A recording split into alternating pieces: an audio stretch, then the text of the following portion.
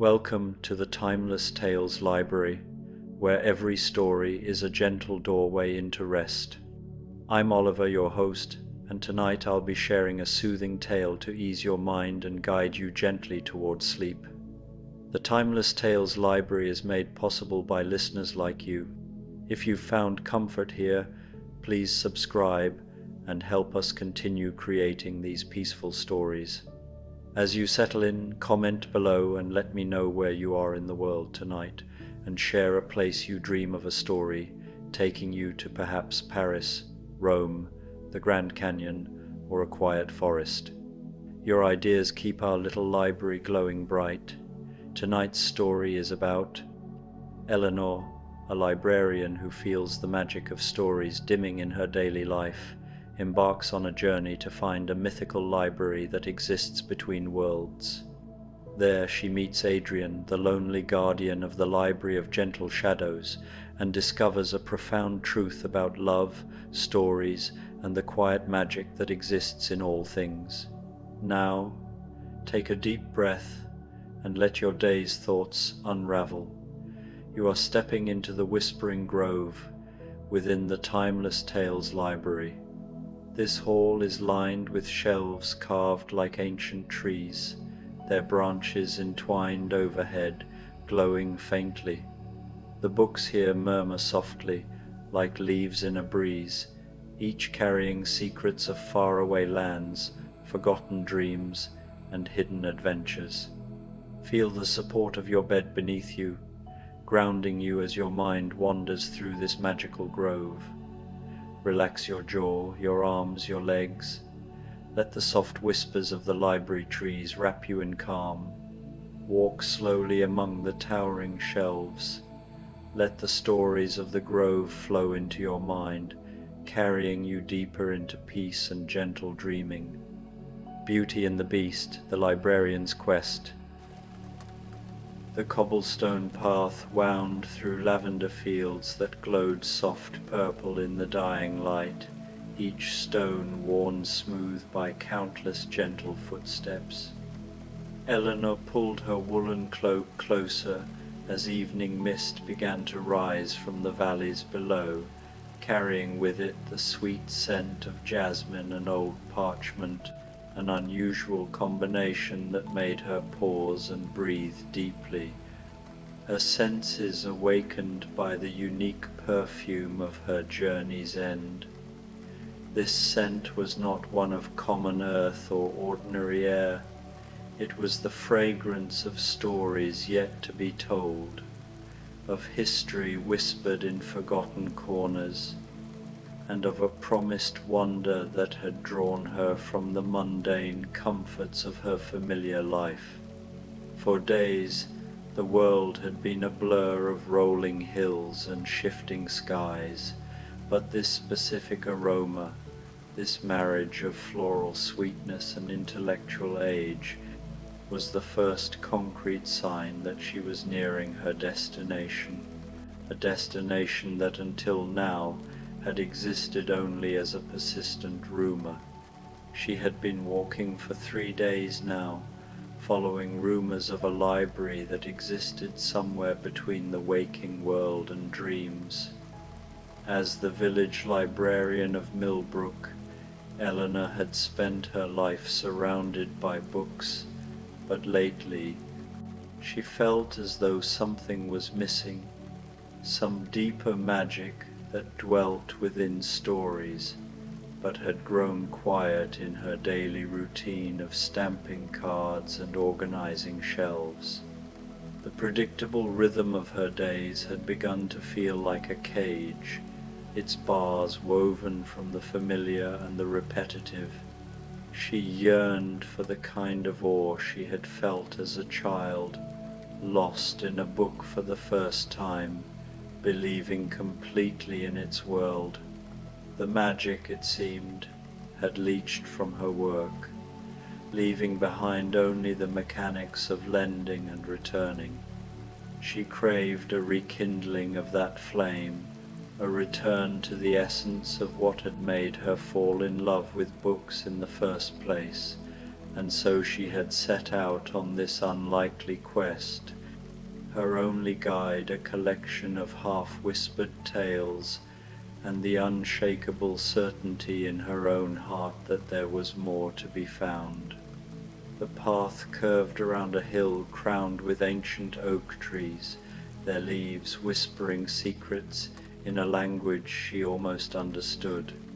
The sound was a sibilant soughing, like the turning of a million pages all at once, a susurrus that seemed to promise ancient lore and forgotten truths. Beyond them, through gaps in their silvered branches, Eleanor glimpsed something that made her heart flutter like a butterfly testing its wings. A tower of pale stone that seemed to glow from within, its windows warm with honey-colored light. It was an impossible structure, a building that seemed to defy the laws of gravity and reason, and yet it stood there, solid and inviting.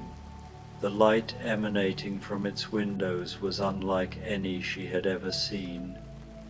It was not the harsh glare of an electric bulb or the flickering dance of a candle flame, but a soft, steady radiance that seemed to come from the very pages of the books within, as if the light were a manifestation of their shared wisdom and warmth.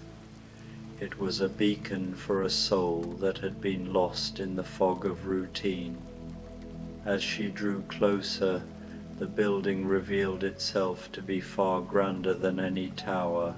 It was a library that defied earthly architecture, with walls that curved like sleeping cats and doorways shaped like crescent moons.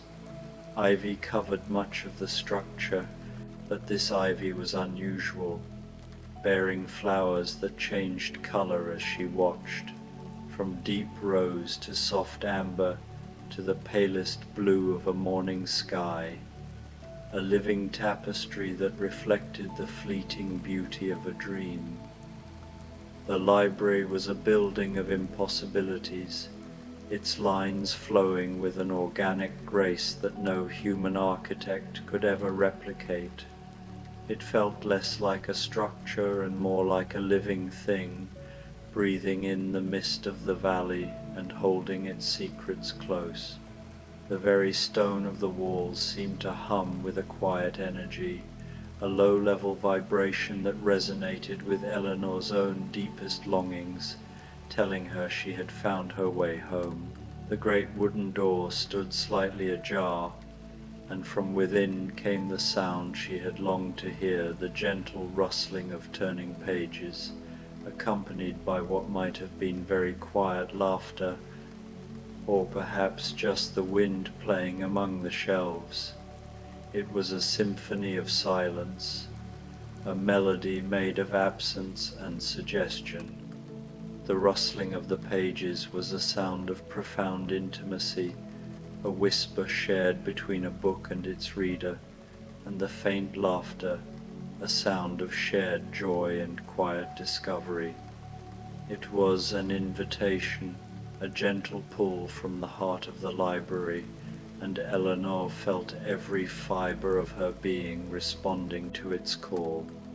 This place wasn't just a repository of knowledge, it was a sanctuary for stories, a place where they were not just held but celebrated, and she knew with absolute certainty that her long journey was over. Eleanor pushed the door open with reverent hands and stepped inside. The air within was cool and smelled of paper and old magic, the same unusual combination she had noticed on the path. The scent was stronger here, a rich blend of wisdom and history, a comforting blanket that wrapped itself around her. The interior took her breath away. Shelves stretched impossibly high, disappearing into shadows that seemed soft rather than dark. The shadows were not places of fear but of quiet contemplation, a space for secrets and introspection.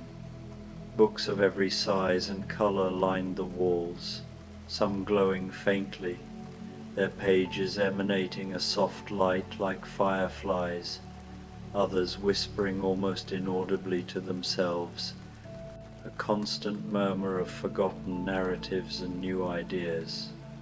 Floating candles drifted lazily through the air, casting pools of warm light that moved like slow dancers across the mahogany floors.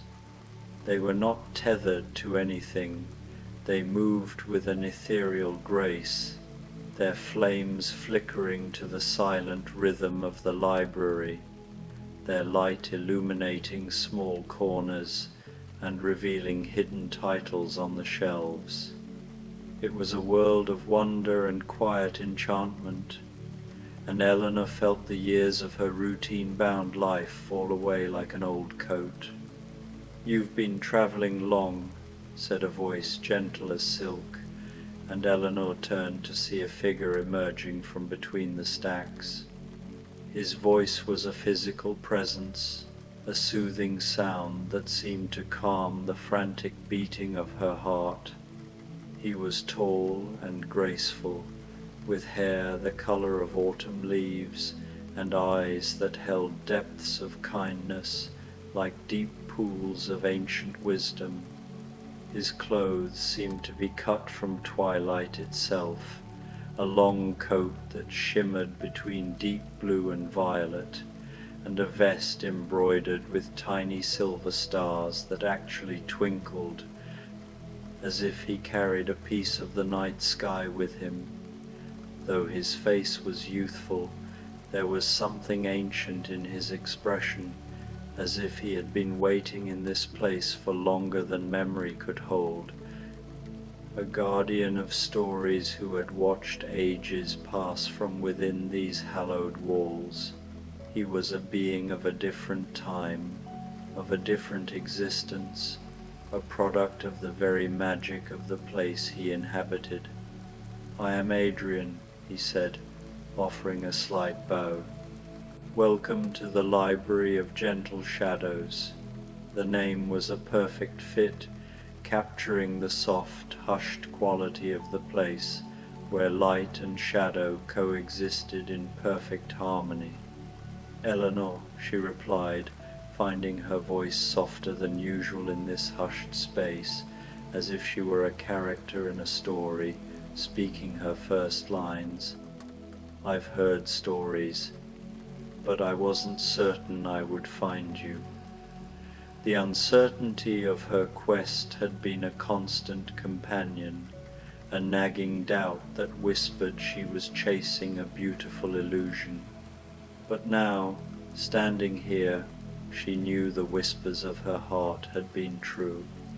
"The library finds those who need it most," Adrian said with a smile that seemed to light the very air around him, a genuine, profound joy that radiated from him like a warm sunbeam. "You look weary, dear Eleanor. Come, let me show you something beautiful." His words were an offer of comfort and wonder, a promise that the magic she had been seeking was within her reach. He wasn't just a librarian, he was a guide, a gentle hand leading her deeper into a world she had only ever dreamed of. He led her deeper into the library, past shelves where books occasionally fluttered their pages like birds preening their feathers, a subtle living motion that revealed their inherent vitality. Eleanor noticed that some volumes were bound in what looked like rose petals, their pages still holding the delicate texture and scent of a summer garden, others in scales that caught the light like opals, a shimmering rainbow of reflected beauty, and still others in leather so soft it might have been clouds pressed flat, bound in the very substance of dreams.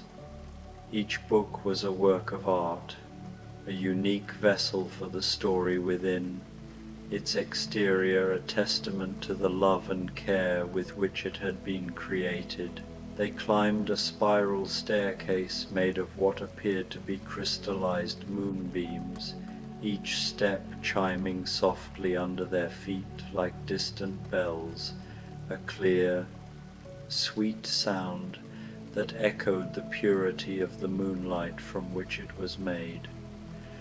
At the top, Adrian opened a door shaped like an enormous book, its spine and cover intricately carved with symbols of knowledge and story. They stepped onto a balcony that overlooked the main floor of the library, a breathtaking vantage point from which to witness the true magic of the place. Below them, the floating candles looked like a constellation of stars, and the hushed whispers of the books seemed to rise up to them like a silent symphony. "Watch," Adrian whispered, and as the last light of day faded from the windows, something magical began to happen. The transition from day to night was not a darkening of the world, but a deepening of its magic. The entire library seemed to hold its breath in anticipation. The books began to sing. It started as the faintest humming, like bees in a summer garden, a collective vibration of story and song.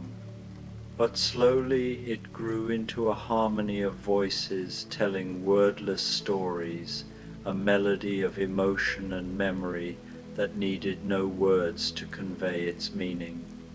Some books opened themselves and let their words float out like golden butterflies, each word a shimmering, luminous creature that spelled brief poems in the air before dissolving into sparkling dust, a transient but beautiful expression of literary art. Others projected soft images above their pages, castles made of clouds, gardens where flowers bloomed and faded in endless gentle cycles, ships sailing on seas of starlight, a silent film of dreams made real. It was a magnificent, awe-inspiring display, a celebration of the life and love contained within every volume. "They're alive," Eleanor breathed, her voice filled with a reverence so profound it was almost a prayer. Her heart felt as though it would burst from her chest, so full was it with wonder and a deep sense of homecoming. "All books are alive," Adrian said, his voice warm with affection as he watched the nightly awakening. "But here, they're free to show it.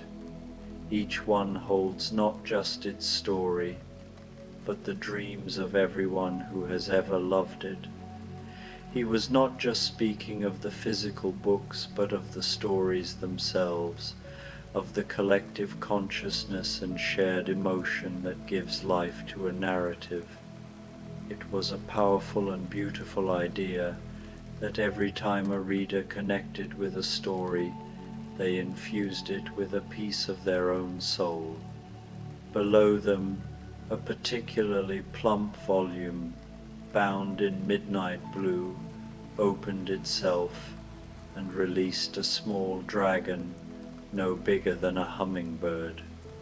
The creature was made entirely of silver light and flew in lazy loops around the floating candles, leaving trails of glittering dust that smelled of cinnamon and old paper. It was a tangible manifestation of the imagination, a creature of pure fantasy made real by the magic of the library. It was the kind of thing that would have been confined to a child's mind in her world, but here it existed as a physical, breathing entity of light and scent. "How long have you been here?" Eleanor asked, watching Adrian's face in the soft glow. There was something about him that reminded her of the heroes in fairy tales, beautiful but somehow removed from the world, as if he existed in the space between reality and story, a guardian of a magical realm.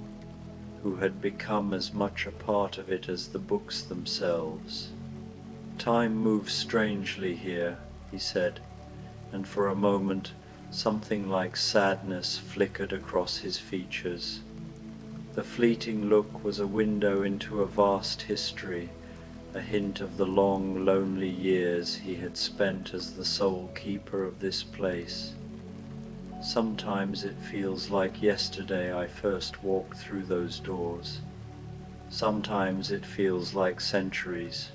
He spoke of time not as a linear progression, but as a fluid, subjective experience, a concept that had lost its meaning in a place where eternity was measured in stories, not years. Eleanor sensed there was more to his story, a deep and complex history that had shaped him into the being he was now, but something in his expression suggested it was not yet time for that telling. There were boundaries in this magical place, unspoken rules of respect and patience. Instead, she asked, "May I stay tonight? I feel as though I've been searching for this place my whole life." The weariness of her journey was not just physical, it was a soul-deep exhaustion that only the right kind of rest could cure. "You may stay as long as you wish," Adrian said, and his smile returned like sunrise after rain, illuminating his face and the space around him with a renewed gentle light. His joy was a thing of beauty, a stark contrast to the fleeting sorrow she had seen. "Come, let me show you the reading room." He led her to a circular chamber lined with chairs so comfortable they seemed to embrace whoever sat in them. The chairs were not just pieces of furniture, they were entities of comfort, each one a promise of solace and stillness. Each chair faced a fireplace that burned with flames of different colors, some blue as summer skies, others green as spring grass, still others the warm orange of harvest moons. The fire made no crackling sound, only a gentle whisper like distant lullabies, a sound that lulled the senses and soothed the spirit. The multicolored flames cast a warm, shifting light around the room, making it feel like a sanctuary, a place of peace and safety. "Choose a chair," Adrian said. "Each one attunes to its occupant's heart." This was not a choice based on aesthetics, but on intuition, a connection between a person and an object designed to provide comfort. Eleanor selected a chair upholstered in fabric that felt like rose petals, and discovered that it was exactly the right firmness for her back, the perfect height for her feet to rest flat on the floor. It was a small miracle of fit, as if the chair had been waiting for her all along. As soon as she settled into it, the chair began to emit a barely perceptible warmth, as if it were sharing its own contentment with her, a silent, comforting communication. Adrian took the chair beside hers, and Eleanor noticed that his chair seemed to be made of polished wood that reflected the firelight in patterns like constellations, a silent acknowledgement of his connection to the cosmic and the eternal. "Tell me about your library," he said, "the one in your waking world." He was not just asking out of curiosity, he was offering a space for her to share her own story, to connect her world to his. So Eleanor told him about Millbrook and her little library with its creaking floors and the way the afternoon light fell across the reading tables, a description that conjured a familiar, comforting picture. She told him about Mrs. Chen, who came every Tuesday for romance novels, and young Tommy, who devoured adventure stories faster than she could order new ones. She spoke of the quiet satisfaction of helping people find exactly the book they needed, sometimes without them even knowing they needed it. She spoke with a quiet passion about her work, a passion that she had almost forgotten she possessed, a deep-seated love for the act of connecting people with stories. But lately, she admitted, it feels as though something is missing, the magic I used to feel when I first discovered books. It's grown dim. The confession was a relief, a release of a burden she had carried for too long. Adrian nodded thoughtfully. Magic needs tending, like a garden. Perhaps yours simply needs fresh soil. His words were a balm, a gentle reassurance that her feeling of loss was not a sign of failure, but a signal for a new beginning. He saw her struggle not as a lack of passion, but as a need for replenishment. As they talked, books began drifting down from the shelves like autumn leaves, settling gently on side tables within easy reach. They were not just a random selection, they were a curation of stories chosen specifically for her, an offering from the library itself. Eleanor picked up one bound in covers that looked like butterfly wings, and found it contained pressed flowers that released tiny puffs of fragrance when she turned the pages. The story within was told entirely in pressed petals and leaves, telling the tale of a garden that bloomed in different seasons, simultaneously, a beautiful and impossible concept made real through the art of the book. "How extraordinary," she murmured, running her finger along a page where a rose petal formed the shape of a dancing woman. It was a language she didn't need to read with her eyes, but with her heart and her senses. That one belonged to a botanist who fell in love with every flower she studied, Adrian said. When she passed, her love for growing things transformed her research notes into something more.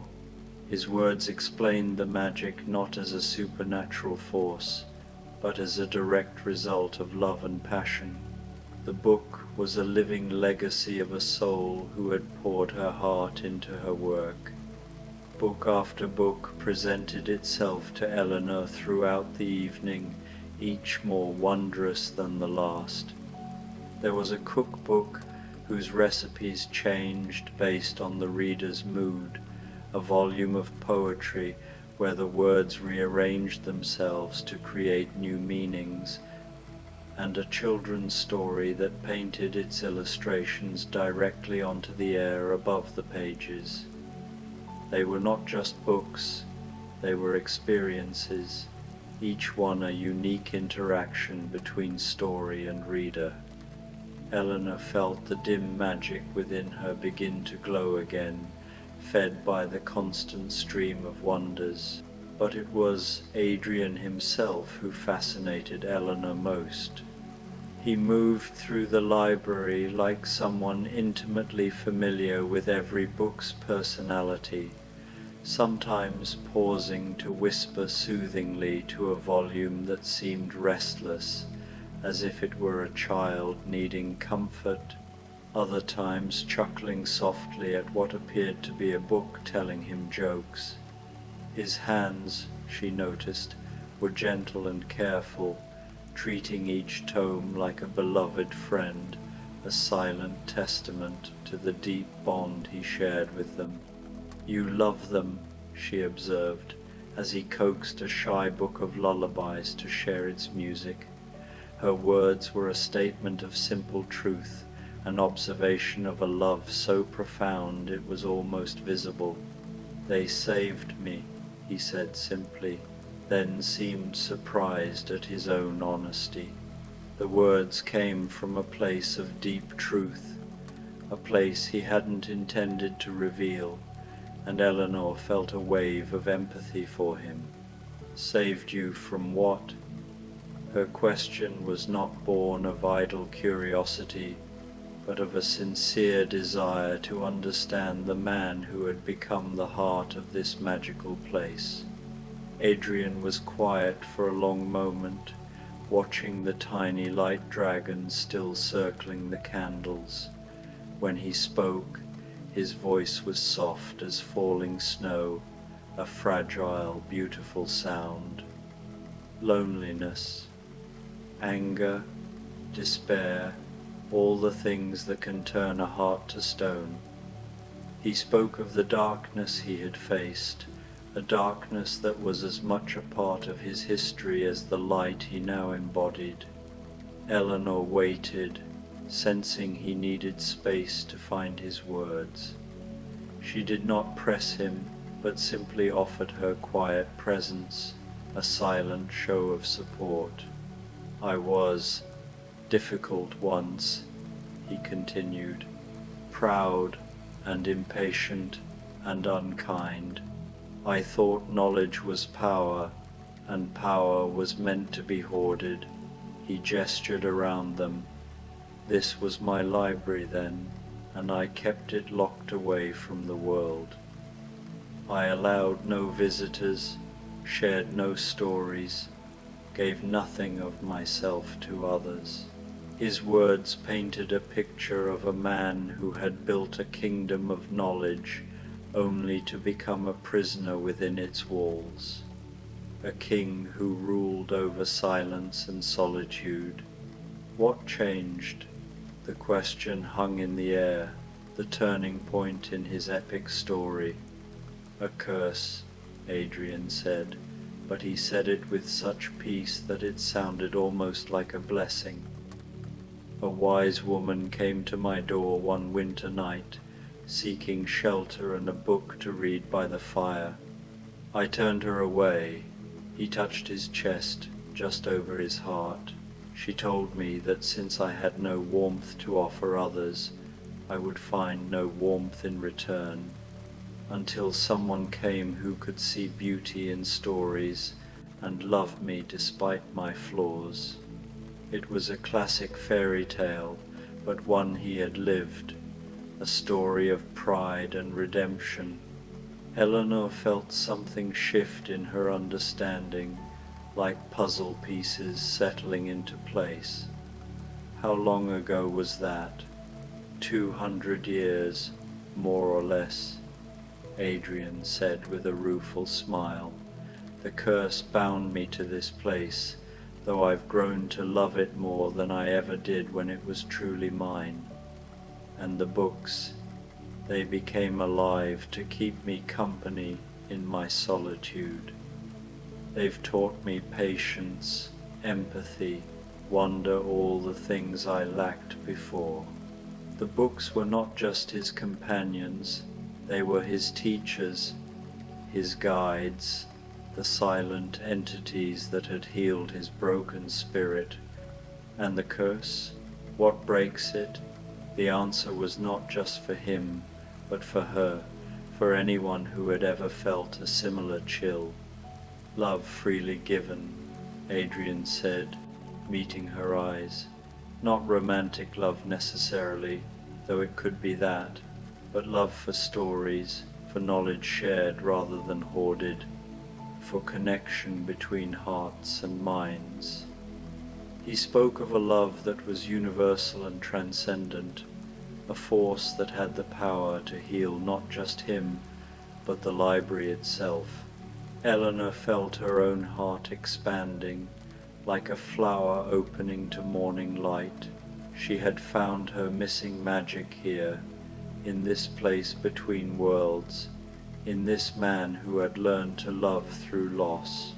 She thought of her own library, of all the people she served with quiet dedication, and realized that she had been pouring love into her work all along.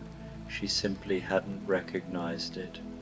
The magic wasn't something to be found, but something to be given, and she had been a magician all along without even knowing it. "I love this," she said, gesturing to encompass not just the library but everything it represented, the way the books trust you, the way you've made a home here, the way stories bloom into life when they're truly cherished. Her words were a validation of his journey, a recognition of the love he had cultivated over centuries. As she spoke, something extraordinary happened. The air around Adrian began to shimmer like heat waves over summer roads, and his form grew more solid, more present, as if he were stepping from the pages of a story into full reality.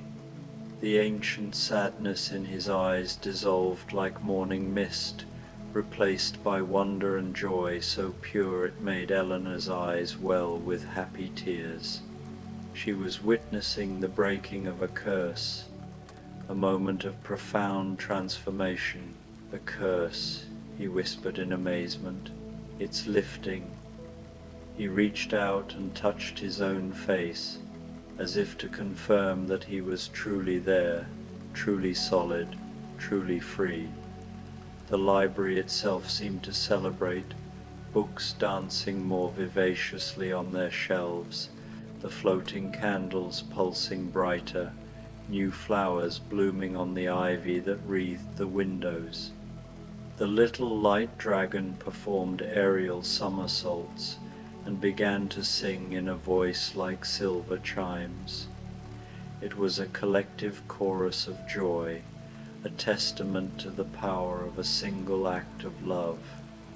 "But this doesn't mean you have to leave," Adrian said quickly, reaching for Eleanor's hand.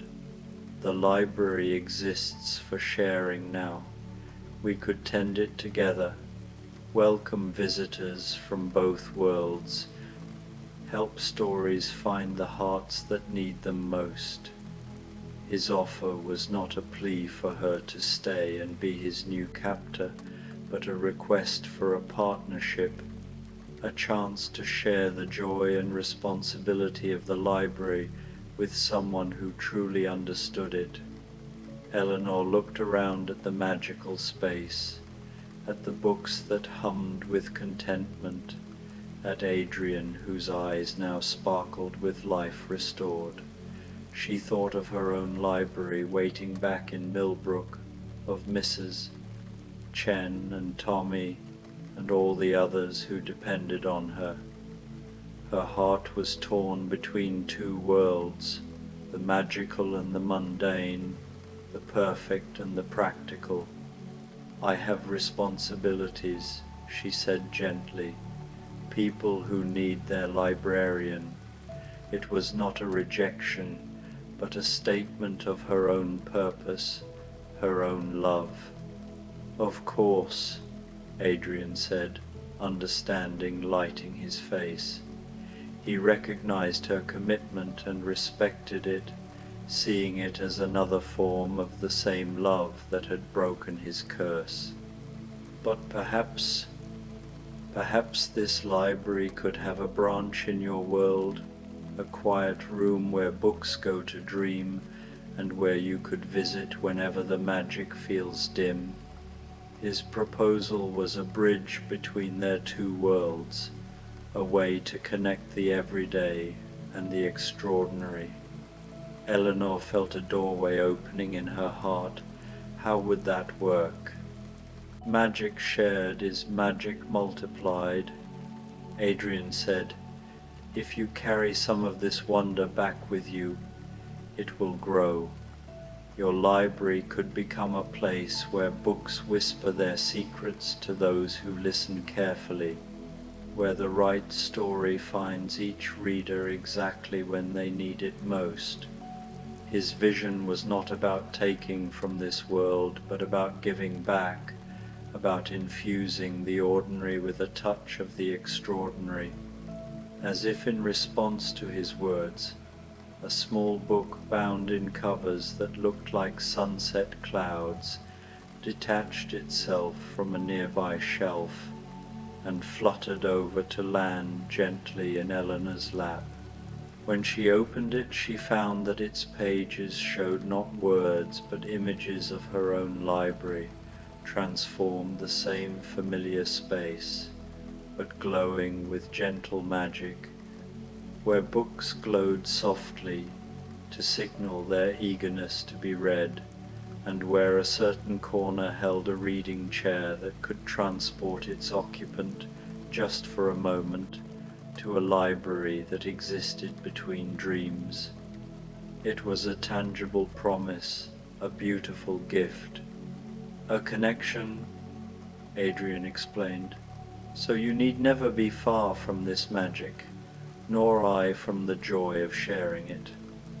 The book was a tether, a permanent link between them, a symbol of their shared purpose.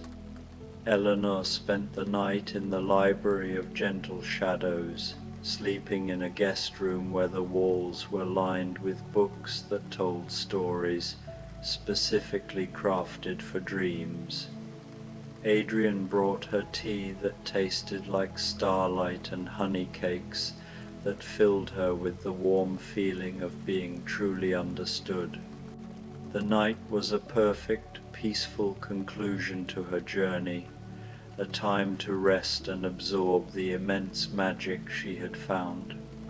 In the morning, or what passed for morning in this timeless place, she prepared to return to her world, but she no longer felt like the same person who had arrived seeking something nameless.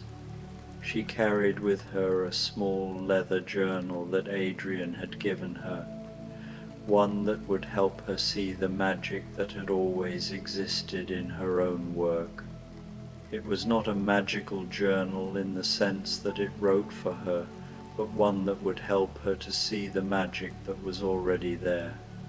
"Will I see you again?" she asked as she stood at the threshold. The question was a farewell, but also a hope for a reunion. "Whenever you sit in that special chair and open a book with perfect attention," Adrian promised, "whenever you help someone find exactly the story their heart needs, whenever you remember that libraries are not just buildings full of books, but sanctuaries where souls come to be nourished." His words were a roadmap, a guide for her to follow back to him, a reminder that their connection was not limited by time or space.